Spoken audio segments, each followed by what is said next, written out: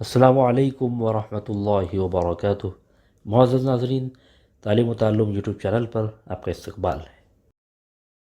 سلسلہ نمبر 115، سوال نمبر 1، ہجرت کے سفر کے دوران آپ صلی اللہ علیہ وسلم اور حضرت ابوبکر صدیق رضی اللہ تعالیٰ عنہ نے کس پہاڑ کے غار میں قیام فرمایا؟ اے جبل نور، بی جبل قیس، سی جبل ثور، ڈی کوہ طور۔ ہجرت کے سفر کے دوران آپ نے ایک غار میں پناہ لی تھی، وہ غار جبل ثور کا غار تھا۔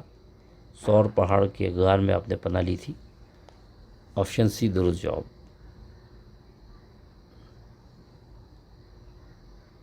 سوال نمبر 2، ہجرت کے سفر کے دوران غار ثور میں آپ صلی اللہ علیہ وسلم اور حضرت ابوبکر صدیق رضی اللہ تعالیٰ عنہ کو کھانا کون پہنچاتا تھا؟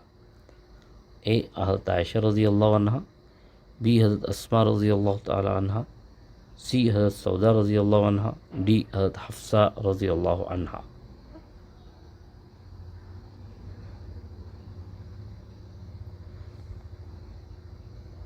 آپ صلی اللہ علیہ وسلم حضرت ابوبکر صدیق رضی اللہ تعالیٰ عنہ کو حضرت اسماء رضی اللہ عنہ کھانا پہنچاتی تھیں۔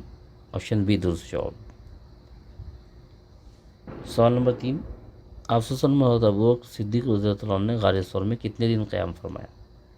اے 2 دن، بی 1 دن، سی 4 دن، ڈی 3 دن۔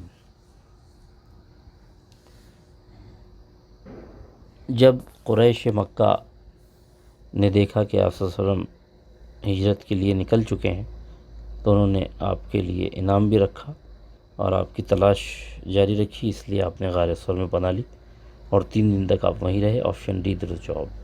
بہت بہت شکریہ۔ السلام علیکم ورحمۃ اللہ وبرکاتہ۔